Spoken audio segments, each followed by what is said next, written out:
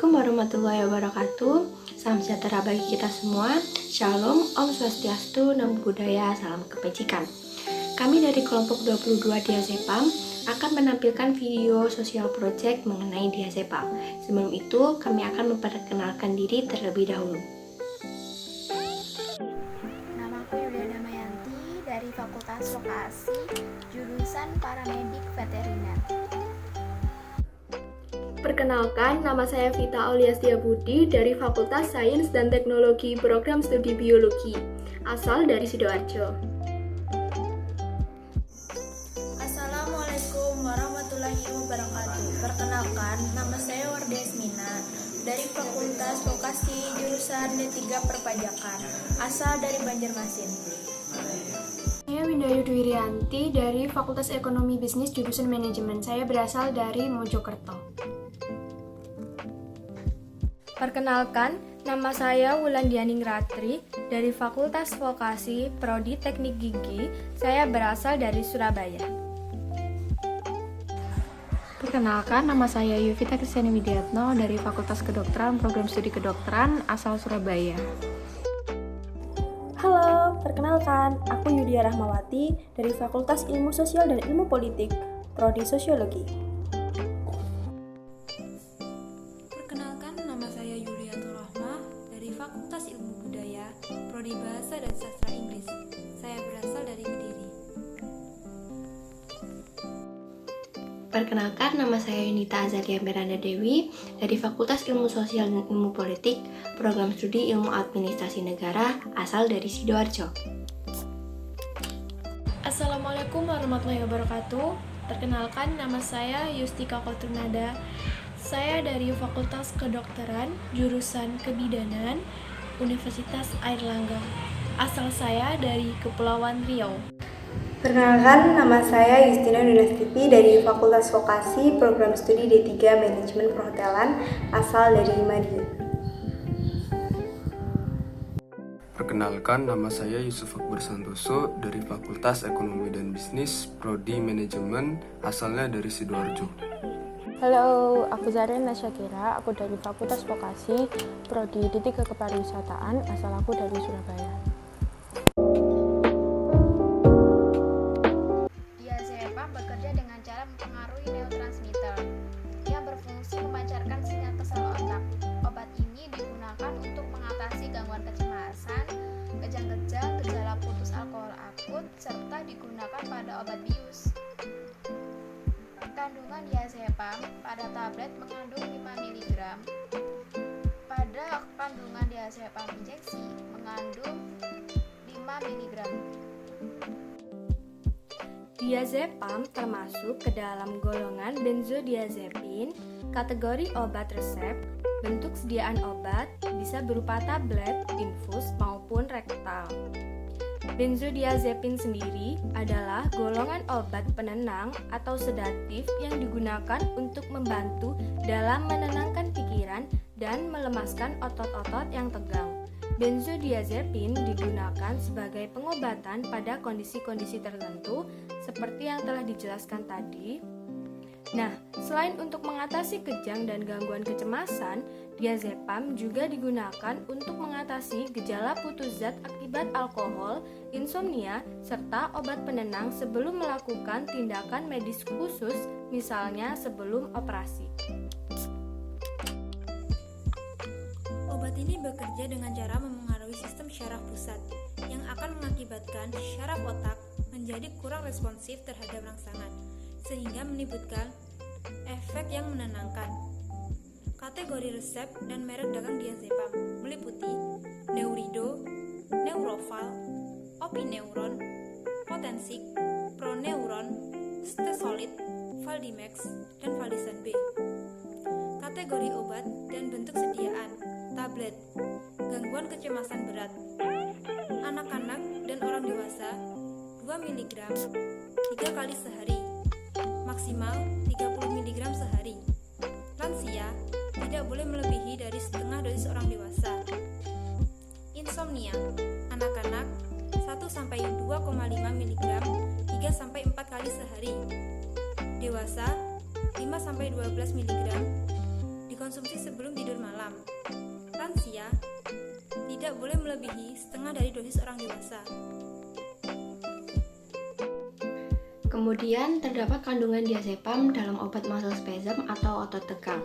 Dosisnya untuk orang dewasa 2-15 mg per hari dan untuk anak-anak 2-40 mg per hari dan untuk para lansia tidak melebihi dari setengah dosis orang dewasa. Kemudian pada obat kejang, dosis untuk orang dewasa 2-60 mg per harinya dan untuk para lansia tidak melebihi dari setengah dosis orang dewasa. Kemudian pada obat penenang sebelum tindakan operasi, dosis untuk orang dewasa 5-20 mg dan untuk anak-anak 2-10 mg dan untuk para lansia tidak melebihi dari setengah dosis orang dewasa. Kemudian pada obat sindrom putus zat karena alkohol, dosis untuk orang dewasa 5-20 mg dan bisa digunakan lagi setelah 2-4 jam penggunaan pertama, dan untuk lansia tidak lebih dari setengah dosis orang dewasa. Bentuk obat ini berupa suntikan yang disuntikan lewat pembuluh darah. Untuk obat suntikan lewat pembuluh darah, obat penenang sebelum tindakan operasi, anak-anak dan dewasa 100-200 mikrogram per kilogram berat badan. Lansia tidak lebih dari setengah dosis di atas. Bentuk obat suntikan bisa 4 atau suntikan ke otot, gangguan kecemasan berat. Dewasa maksimal 10 mg sekali suntik yang dapat kembali disuntikan setelah 4 jam. Lansia tidak lebih dari setengah dosis di atas. Sindrom putus zat karena alkohol, dewasa 10-20 mg. Lansia tidak lebih dari setengah dosis di atas.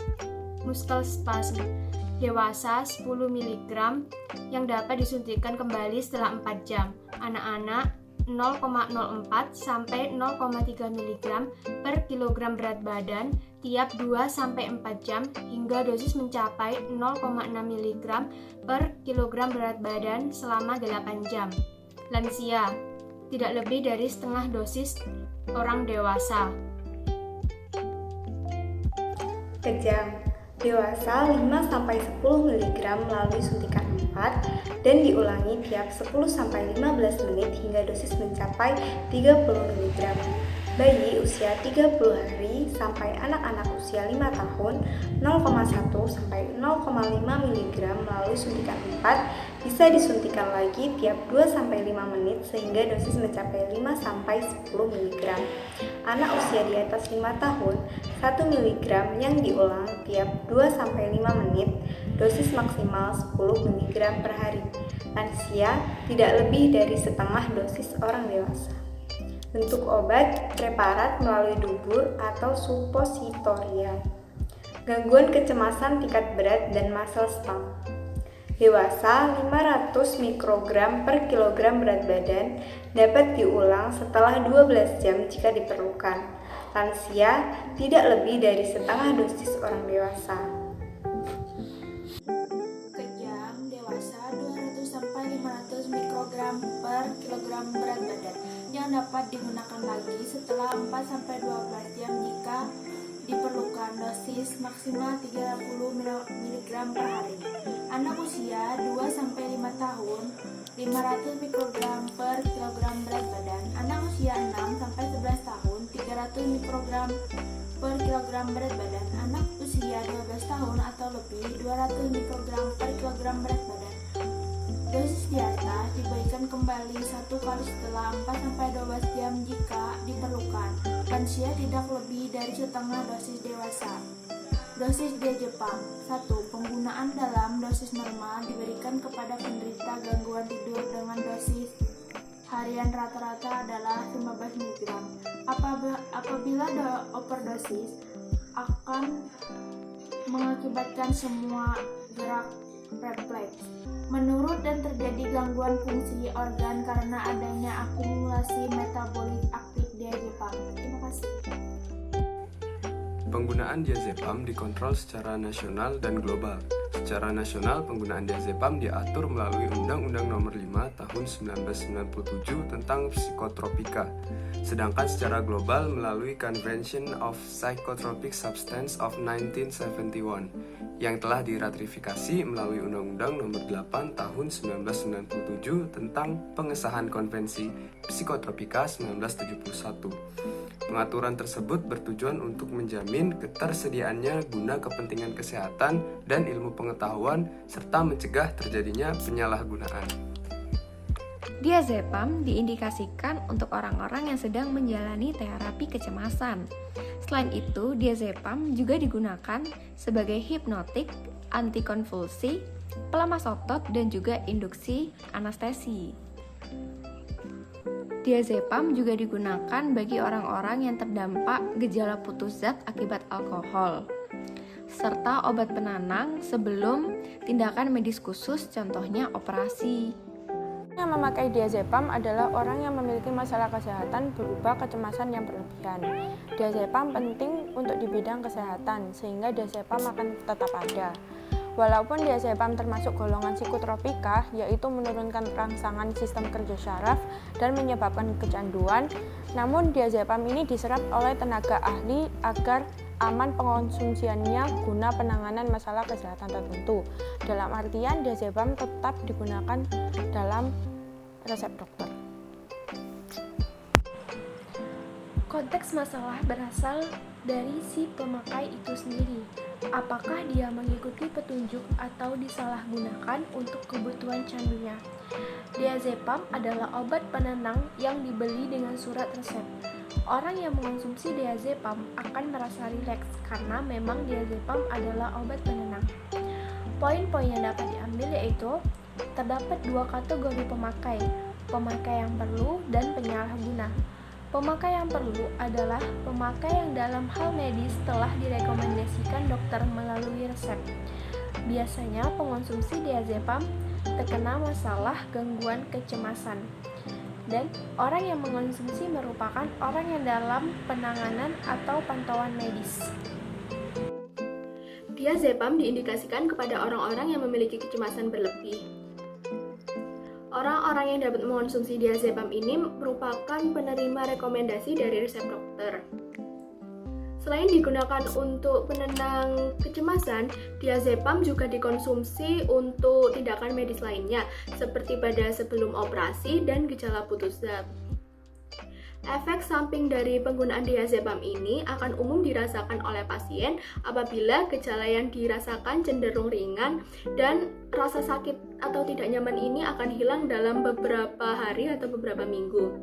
Efek samping tersebut yaitu pusing, penglihatan kabur, rasa kantuk, tubuh terasa lemas, kehilangan keseimbangan, dan kelemahan otot. Efek samping dari penggunaan diazepam yang berkategori dengan selanjutnya adalah yaitu gemetar atau tremor, kemudian mudah lupa dan mudah merasa bingung, kemudian yang terakhir adalah gelisah. Nah, di sini saya juga akan menjelaskan efek samping dari yang lebih parah dan sangat-sangat disarankan untuk menghubungi dokter. Yang pertama yaitu sulit berbicara. Kemudian yang kedua, masalah pada sistem kemih, yaitu kesulitan untuk buang air kecil atau sulitnya mengontrol keluarnya urin. Kemudian yang ketiga, depresi. Dan yang keempat, reaksi tubuh yang tidak biasa seperti